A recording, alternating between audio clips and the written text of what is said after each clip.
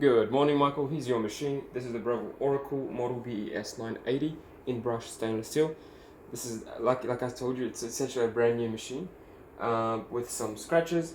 So as you saw in the photos, the scratches are here, but it's meaningless. Once you start using the machine, you get scratches and more scratches. Now you will notice that this is quite scratched. I have changed a few parts just for the sake of the video.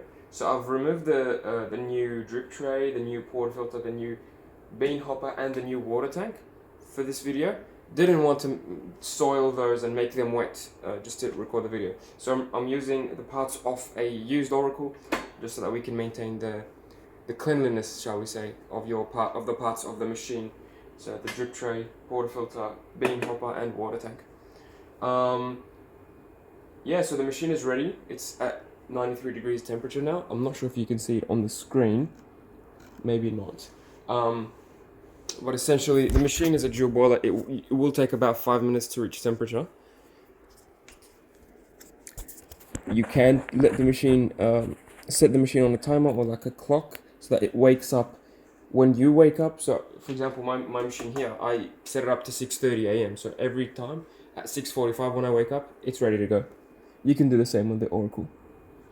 In the video, I'll try to test all the features for you and make a coffee, a latte, so we'll also use the steamer.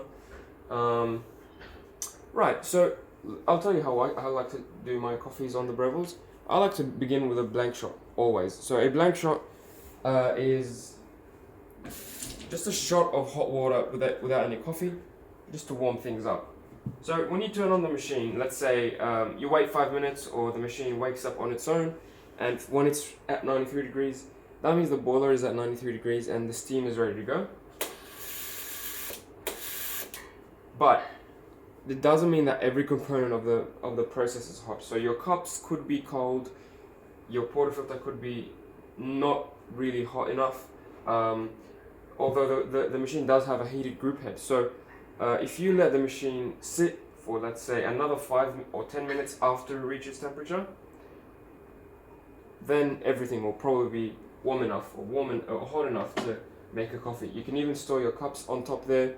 They'll get nice and warm. Just be sure that the top is, just be careful. The top is metal, so if you leave a lot of water on it, it may rust over a long time.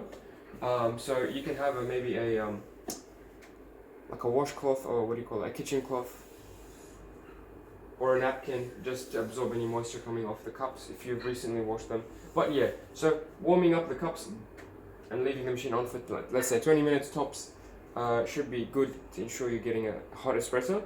Or if you're in a hurry, like me, what I usually do, instead of waiting for the machine to reach, to stay on for 20 minutes, what I do is just a blank shot. So, like I said, no coffee in the handle. Just press the single or double. I'll press the single. The single will probably go for 25 seconds. You can stop it even before the 25-second mark. You only need about, I would say, half of the cup's worth of hot water. I'll let it go for the full duration.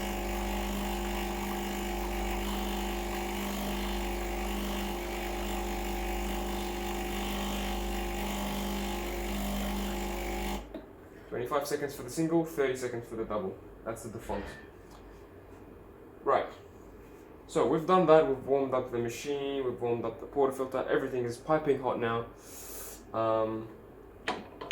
What we do next is we take out the portafilter. You want to dry it as well. Your machine comes with a single and double. They're in the box, in the accessory box over here. This is the double that's usually installed in the handle. This is the one I would recommend using. It will give you more consistent results and a better coffee for sure than the single. But if you want to cut out on your caffeine intake, or you want a weaker coffee, you can opt for the single shot as well. Anyway, the double will take about 22 grams of coffee. In case you're interested, I will measure it for you. Being an automatic machine, you don't need to measure everything and scale and weigh everything. But I will, just for your interest. This double basket usually takes 22 grams, and you can adjust that. There's a video on YouTube teaching you how to do it. It's probably a 5 to 10 minute, 5 minute job, I would say, to change the dose on the tamper. But yeah, so the grind size, I have tested the machine before the video. I've tested it at grind size number 10, and that was too fine. So what I did, I increased it to number 15. So I'm testing the machine now at number 15, and now we can tell if 15 is too large or too small. So as you would expect, a smaller number means a finer particle size.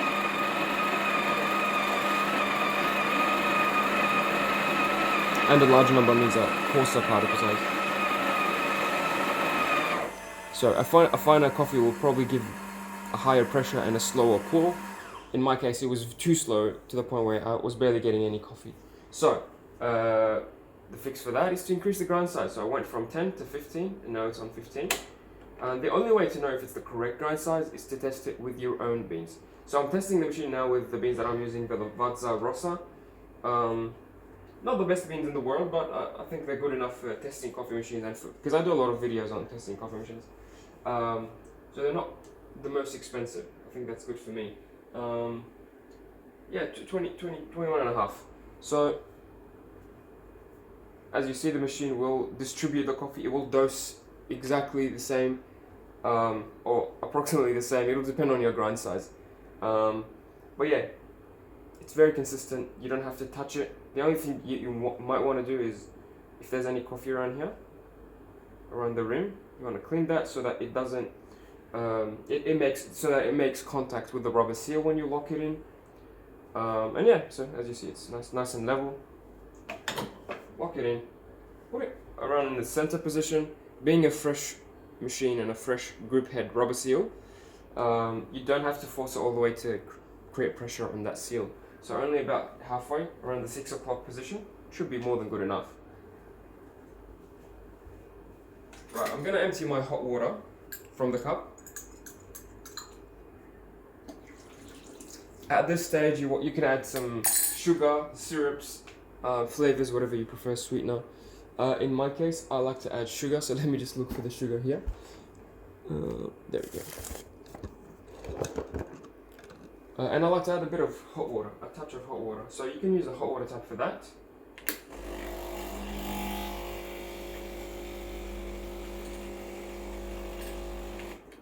Obviously, you can also use the hot water to make a long black coffee. So if you press the long black function, it will give you hot water and espresso, and you don't have to move the cup. I think that's something really cool about this machine.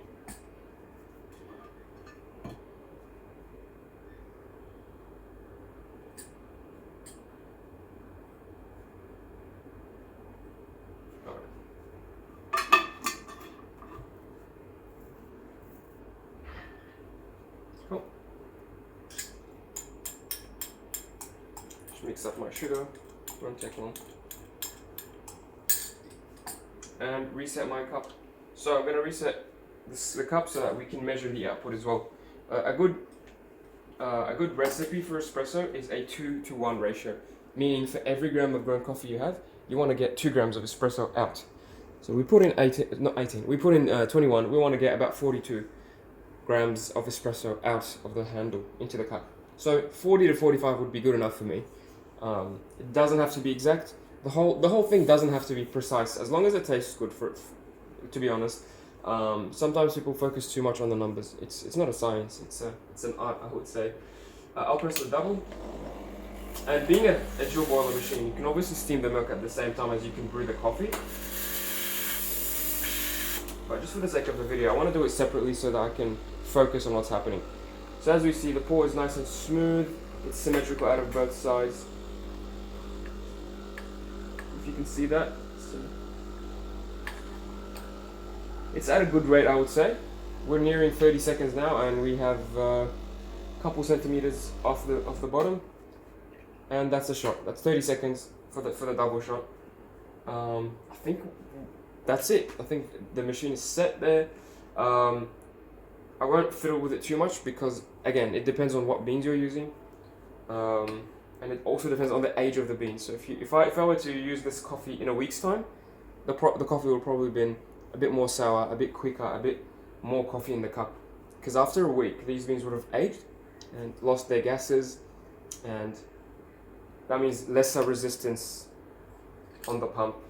That means a quicker coffee. what did we get? We got 38.5, very close to 40. Let me show you. 38.5 grams of sorry about the dirt, it's my testing area. So 38.5 grams of espresso. This is what it looks like. Just liquid gold pretty much. A good amount of crema. Yeah, I would say that's a good shot. The only way to tell is to taste it. I don't usually have espresso on its own. I just make lattes most of the time. But yeah, that looks good for sure. Oh yeah, that's so good. Right, next is the milk steaming. I'm going to be steaming while cleaning the machine. I think that's a good way to save time on the video and in real life as well. If you were to do them separately. But anyway, I've set the temperature on 60 degrees, which is the default for the milk. And I'm going to set the froth to not the middle and not the highest froth level, sort of 80% froth level, let's say. So you can see what the machine is capable of with a lot of frothing. You can use it on manual mode by pushing it up and lifting the lever up. This way you can steam just like a barista and get really, I guess, silky smooth milk for latte art. But on the automatic setting, it's not too shabby either. So let me show you what that looks like. Make sure the milk is, so this is my milk jug. I'm not going to use your milk jug to keep yours clean. Your milk jug is the standard Breville one. Make sure that the milk level on whatever milk you're using goes up to this level here. So around where the spout starts to curve, just there. You want the wand to be immersed in milk. If it's very close to the surface of the milk and you have only this much milk, it won't froth properly. So I'm going to press it down for auto.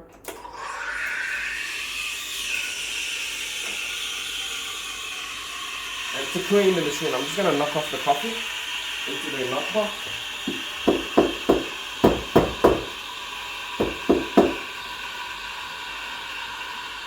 I'm going to rinse.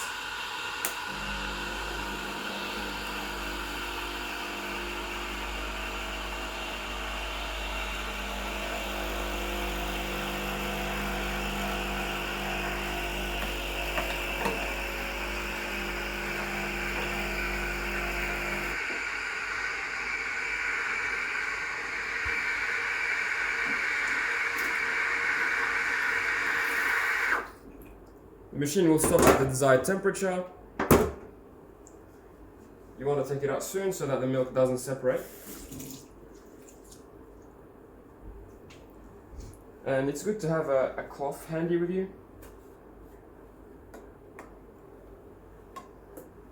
because when you push it down it will purge and clean itself as well on the inside. So you have to clean it on the outside. It can't do that unfortunately on its own.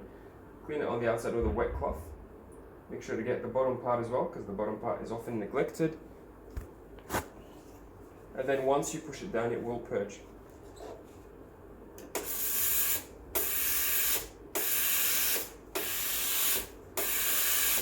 Nice and easy. And to keep the machine nice and clean, I would also just wipe this with a tissue. You want to get rid of the milk as well, so it doesn't stain your machine. Yeah, that's a latte on the Breville Oracle. It just makes the process so much easier compared to a manual machine. I think you'll love it. I'm just going to clean the group head. Tissue. As you saw, once I knocked off the coffee off the handle, I also ran a bit of hot water. That's to clean the shower screen. But every now and then it's good practice to also just wipe this with a towel or a tissue. As you see, there's always a bit of coffee grounds left in the nooks and crannies up there. So yeah, keep the machine nice and clean, and we'll stay happy for a long time.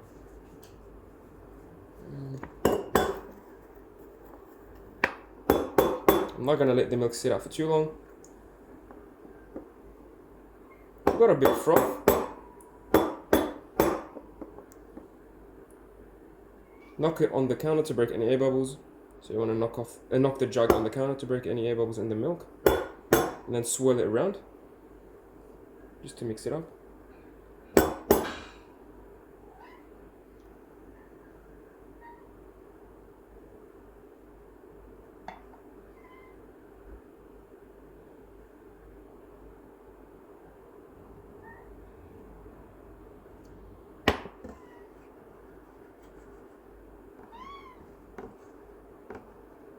There we go.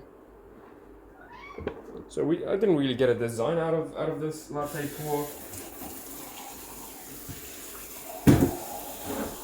I guess if I wanted to, I could probably use the manual mode to get, you know, patterns and designs out of the machine. But again, I'm not a barista. I'm not too skilled. So this is what we got. It's a nice amount of froth.